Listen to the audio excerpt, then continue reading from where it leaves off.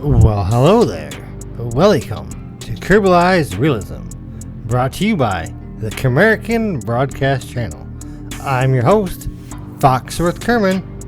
June 18th, 1958, Congress drafts the National Aeronautics and Space Act, abolishing the KASA, establishing the new American Aeronautics Space Administration. KASA is born.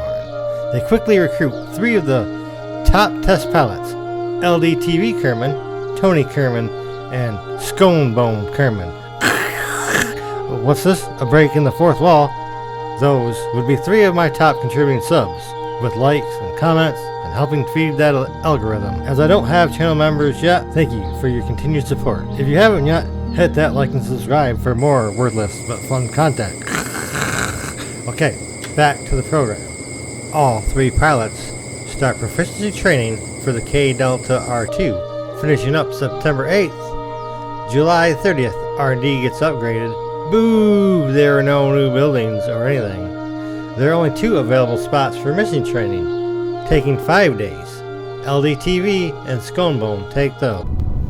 Wasting no time, as soon as training is finished, Scone Bone hops in the K Delta on September 13th. On the runway at onwards, after a glance inside, the engines ignite, and off down the runway he goes.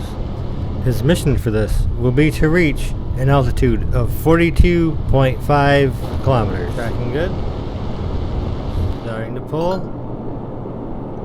And do we have liftoff? Scone Bone reports it is very unstable upon takeoff. He can get a good look at the golf course out to the right, but he's a little more worried about getting this plane under control. He begins to climb to find out the landing gear are stuck. They will not retract. This may be an issue. But he pulls up even harder, climbing. Warnings go off. Fuel is low. He pushes just a little more and cuts, leaving just a tad of fuel.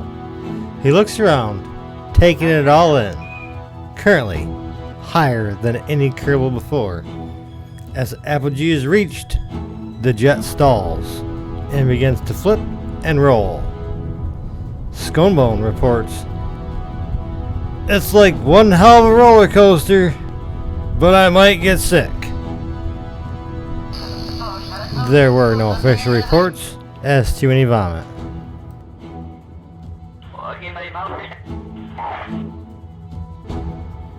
Just before hitting the cloud layer, he is able to regain control, pulling up maybe a little hard, but no real issue when looking to the left. Is that some major refraction, or is Scone Bone hallucinating? The Vandenberg launch sites are floating in the air? We better go investigate this.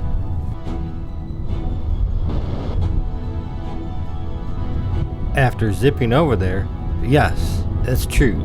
Somehow, the Vandenberg launch sites are floating.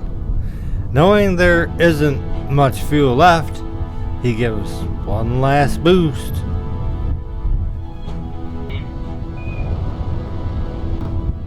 And poof, flame out. Let's try and put this down on the beach, or whatever is flat down over there. He touches down with a bounce. A ridiculous bounce at that. Alright, let's put this in easy now. And boing, it goes into a backflip. Oh no, this isn't good. Is he gonna? Bang. Boom. Boosh.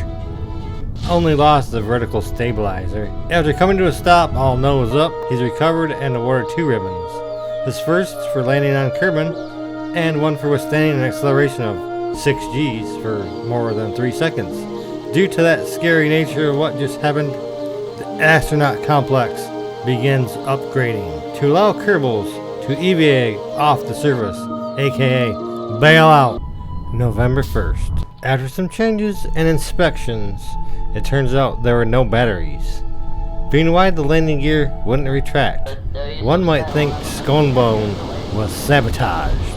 So the engineers added batteries, some science equipment, upgraded the cockpit, and slid the rear landing gear back a little.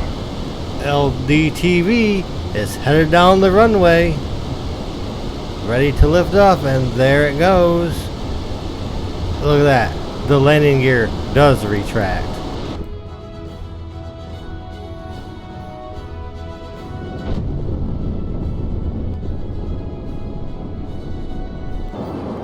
After cutting engines, he reports that he believes he got to altitude much easier with more fuel left than Scone Bone when he flew. Coasting up to 45 kilometers mission height, he pulls back and begins to look around for Earth.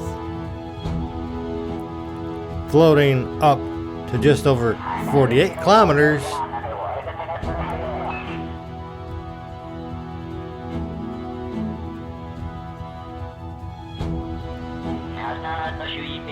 as he is falling back down, upside down, he lights the engines so he can stall out and fall down and land at Vandenberg.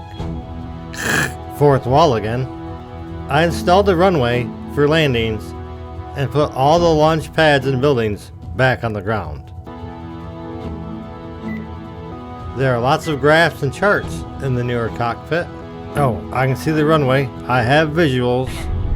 As he drops down through the clouds, there it is. Let's line up and bring this on in.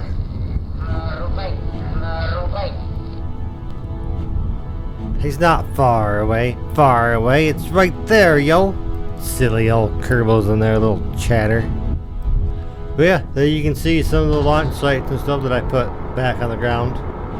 And foreshadowing for the next episode, I put everything over here by the runway and everything's down this nice flat area now, and I added more.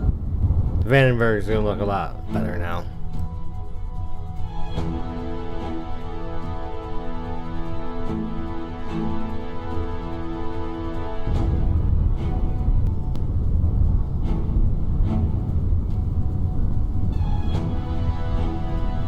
Gliding in smoothly, unlike what Scone Bone did. Let's see if this is going to be one of those deals like Jeb and Vale, where Vale landed on the runway every time. And I don't know if Jeb ever did land on the runway. He did land on land once, but I don't think Jeb ever put it down on the runway. But there he is, smooth like butter. The new science paid off. Rewards to boldly go 1. 15,000 Kerbucks for Earth's grassland. LDTV is awarded the same 2 ribbons that Scone Bone got. If you stayed this long, you're in for a special holiday treat. It's Score, the Christmas rocket. A newly designed rocket, this one with a special purpose. To be the first communication satellite launched on December 18th. Instead of a separate satellite, the whole damn rocket is an antenna launched into a 45-degree inclination at an orbital height of 150 kilometers. It makes a few orbits, broadcasting President Eisenkerman's message to the world. Merry Christmas to all the world. You are hearing my voice come to you from outer space, wishing peace upon the world. And that will bring 1958 and this episode to an end. Thank you and goodbye.